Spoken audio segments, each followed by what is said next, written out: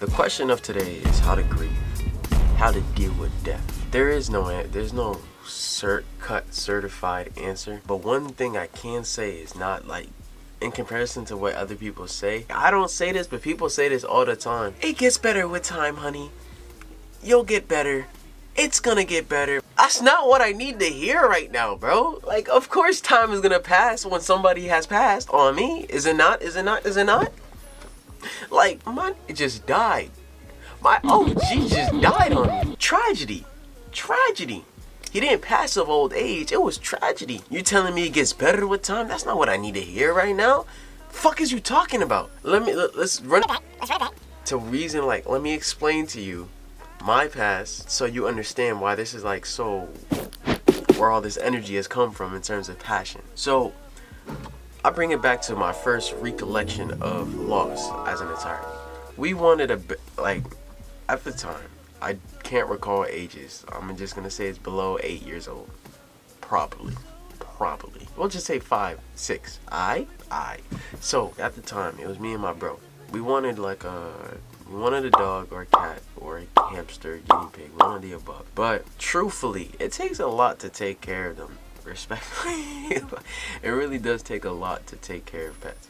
So we went for what could be low maintenance, not a lot of work, and not a lot of bread. So we went for a pet fish, or let me correct myself. My mother went for a pet fish. Doesn't stink up the house, not a lot of ish. Has this tank, put it in water, and then fish food. With that being said, right, we got the fish at the it was stoked. Oh, I ain't gonna lie. Whatever I remember, I'm getting goosebumps from remembering.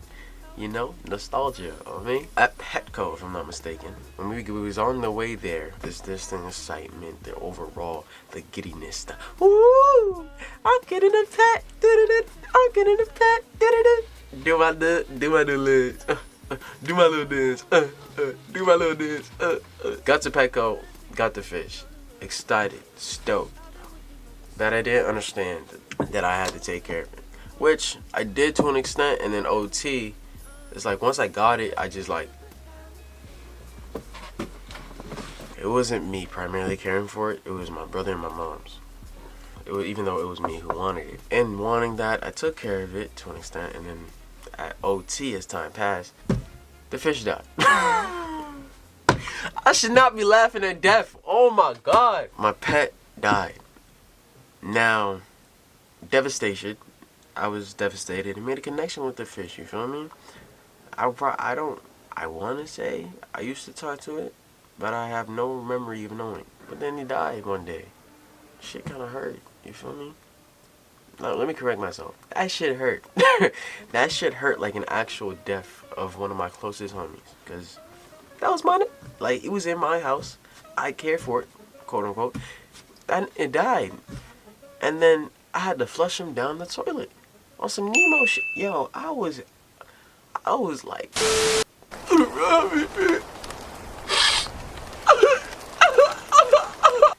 that shit happened. Luckily, the movie Nemo, I think I binged that shit so many times, so I always like thought. So this is a key part that you should pay attention. So because I watched Nemo, I always thought that either he'd be faking or he'd move on to a better life in his true home, which was the sea. Now, moving on to the next example in terms of my childhood was similar to my homie. Lil Suave, you know what I'm saying, on the jet, you know what I'm saying, tight, alright. Similar to Lil Suave, I had a stuffed animal, but it was a dog, about the size of me, so it was something I slept with in the night. Yes, his name was Ruffy. I am not mistaken, his name was Ruffy. Respectfully, if I'm not mistaken. Anyways, I wanted a dog, but I had a stuffed animal, and that was my talk to that at night. Talking about like, yo, bro, I appreciate you for sleeping with me. These monsters under the bed, this ain't it. You my protector. Oh, me. Anyways. Oh, me. For those who haven't had a connection with a stuffed animal of any sorts, Like if you have connections with friends to this day that are very close to you, that's the connection I had with my stuffed animal Ruffy at the time. As time passed, Ruffy was cheap. I ain't even gonna hold you. So eventually he got a cut right underneath his armpit and his stuffing was showing. Everybody around me was like, yo, like they knew his time was coming type ish. You feel me? Like death. And me, I'm like, nah, bro, you good. You tough that out. You tough it out. Like something like, you know, Stewie from Family Guy with Rupert. Like how that got effed up, and then that episode where he's like, Mom! Mom! Mom! Mom! Mom! Mommy! Mommy! Mama! Mama! Mama! What? Hi. He had a cut, but I didn't have nobody who would stitch it up, right? Eventually the day come to where that shit just got worse and worse and OT. And then it was time for me to let him go. Now, and like, this is another important part. I've watched All Dogs Go to Heaven. Actually, I didn't even watch that. I ain't gonna lie to you. I probably fell asleep through that ish. I really don't remember the story at all. But anyways, the title in itself, All Dogs Go to Heaven, right?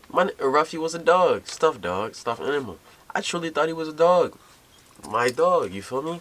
So, as his days was coming to an end, I came more in peace with it. Well, like, overall, I was sad. Like, I was like, I don't want to say I was sobbing, but I probably was sobbing. But as time continued and time came to pass, I came more okay with the idea that his time was coming. And I was sad for when it did happen, for a few days, if not a week. But from that, I understood he's in a better place, right? Now, I'm talking about a pet fish and a stuffed animal, but I think of the context in terms of children and their attachment. But let's fast forward. In terms of present day, something that can more relate to other individuals who've actually lost somebody that's truly dear for them. The most impactful loss that ever happened to me was the loss of my grandmother. My grandmother became of age. Medication was just prolonging the inevitable. It got tough, right? For those in my fam, they know. And I'm going to explain to you how it happened in terms of her passing. And forever and ever, I will always commend my mom for being able to tell this story. Because it's like hearing that, holy, or hearing just my grandmother pass. Because I was fairly close to my grandmother. I used to go on the bus on my lonesome just to go see her. So it would just be me and her vibe, truthfully. Even though my Haitian Creole is a little shaky, right? One thing, right, when I was younger, like I'm talking about like 10 years old type-ish, and I was still learning Haitian Creole, I used to say English words in a Haitian accent, hoping my grandmother would understand, as if that would change anything. I would be like, I'm going to my bed, see? Because it's ma pale on cabon, but I just say bed because I didn't really know all of it. So like ma pale bed. So as a kid, I'd be like ma pale bed. I would point to it so she would understand, because my grandmother came from Haiti, born and raised. My Haitian Creole is not like that, truthfully, believe me on me. Anyways, I was fairly close with my grandmother, and then hearing those words when it came to be that I lost my grandmother, shit hit like a truck. Like, I came downstairs out thinking, like, I thought it was a normal day. Came down the stairs from my room. My mom's in the living room. She said my grandmother's passed. I was like, damn. Lost all my appetite. Forgot what I was gonna do. Went right back up into my room, went in my bed, and just laid there. Put on some music. It was sad music, I'll say that. Just laid there. Numb. And then, everything happened very quickly. It was like, we knew this was coming. The kids and my grandmother, they knew this was inevitable. So they already had planned for the funeral and such. So everything was happening quick. So like every day, had to go get a suit and such, right? To dress up for the funeral. And in the story of how my grandmother passed, it was like my mom would always go to a hospital. Like they would be in the hospital like every week. The doctors and appointment. So eventually they finished the doctor's appointment. Like, and then after, my grandmother was headed home to her apartment building. And she was in my mom's car. This was still during COVID times. So they were both masked up. That door, holy, the air just got heavy. Holy shit. Anyways, my mom was driving. They got to the apartment building. My grandmother was fragile. It was like she lived on the 3rd floor. She wanted to just be home. That door was knocking in order for her to cross over to God. You feel me? My mom said that my grandmother just wanted to be at home. She just wanted to be home. Because my grandmother has been in rehab. She's been in rehab locations. She just wanted to be home. And that's what she said. And then time is like hearing that my mom wanted to do something, but she couldn't do anything because she was right there at death's door. And then she crossed over. My mom took off her mask. It seemed she was foaming at the mouth. My grandmother passed just like that. But I'm saying all these stories because it will all come together in the end. But just another example in terms of death that has affected me was the passing of one, I can't even say like my closest, but he was a close homie. His name was Jaden. Man, it all goes back to childhood, man. If it wasn't for him, I would have never met one of the closest friends that I have now, to this day, truthfully. Let alone, he was a close homie. He was real. He had a bright future, you feel me? Inevitable was gonna be amazing because he already was. You feel me? You feel me? What are you talking about? And the way that he passes, he was riding his bike and he got hit by, I believe, I can't recall if it was a drunk driver, but nonetheless he got hit by a car who was speeding on the street. He shouldn't have been speeding at all. Which then fast forwards to me to as of recent, right? Shit is tough. Like, there's multitudes of deaths I can talk about, but I just want you to understand this, man. And then there was this one the most recent death that hit me. Taking it back to childhood, man. I always go over to my cousin's crib, right? And my cousin's cousin, like, we was close like that. So my cousin's cousin would be there and go by Dave. And we basically, like, grew up together, man. A point in time in life, we'd see each other every week, man. And then I get the call from my cousin. I'm returning from church. I'm setting up. I'm playing 2K right now. You feel me? And then I get the call from my cousin. I'm like, yo, I haven't heard of him in a minute. Oh shit! But I answer the phone. I'm like, yo. And then he lets me know that he passed. I was like, damn. He said he was in a car crash. I was like, damn, that shit hits. The air gets heavy real quick. It was the death of my father's uncle. We had to go to this funeral as a fam, right? Going to the funeral, this is my first funeral I've ever gone to. And I didn't know what to expect besides the movies, the solemn. I don't know I went to a Halo theme for it. I don't know why. Anyway, Haitian funeral. So, if if you don't, I'm sorry to say it. I'm not explaining all the extra. There was a mass, and then at the final ending of the mass, the body was being carried down the main aisle out the church. Dudes was going at a steadily pace. I've never had any connection to this man in my entire life. But that shit was breaking me down. Like, my heart pounding. My eyes starting to go red.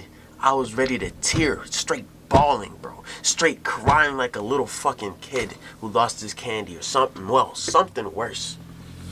That was the heaviest I've ever felt, man.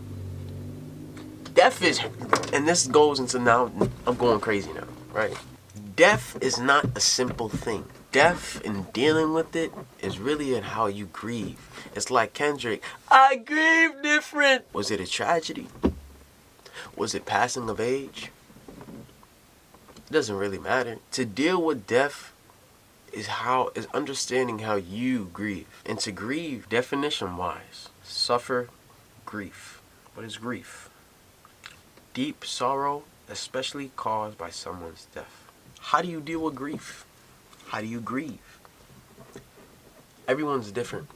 For me, I have a close enough connection with my family to where I can depend on them.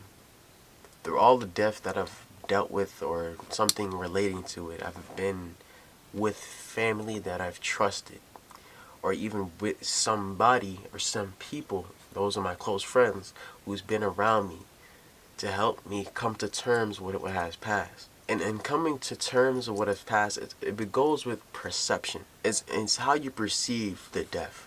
There's healthy ways to grieve, and then there's terrible way to grieve. But it's truthfully understanding how you grieve prematurely. Death is really inevitable. It will come eventually to whoever and all. So you have to understand that prematurely. That is reality. You also have to understand what happens and your own perception of what happens to the person after.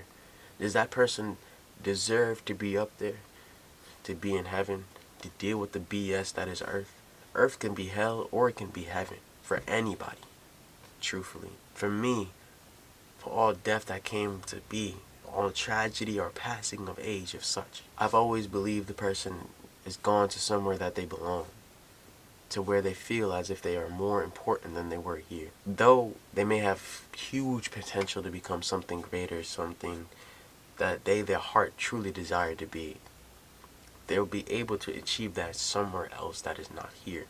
That is me personally. To where my thing to you, and all me saying and all this mumbo jumbo, is understand how you grieve and understand the reality of death. Everybody comes to pass eventually. In tragedy, I'm happy for that simple person who have died prematurely of old age. They were able to be surrounded by love, surrounded by community. That's not something many people get when age continues to pass, or in any digression. Not even just how you die, it's how the connections of who you are with. I could die getting shot. You feel me? That's a crazy gunshot. But I could die. If I got people or community around me that cares for me, I know I will never die. Truthfully. And this is shout out to God damn. I'm gonna have his post up. I forgot to Casey. My fault, G. My fault. My memory is terrible. But Casey, this shout out to Casey because he spoke about this recently in one of his posts.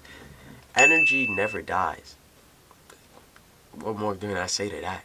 Energy never dies. I can't say nothing more to that. And the energy and remembrance and love of that person will never die. So it's really up to you to carry on that person's life within your own, which I do with everybody around me who has passed or who has connected with me. But yeah, to finish this up, man, it really is perception. How you perceive death. Is it something that is the passing on to a new life? Is it reincarnation? Is it something better?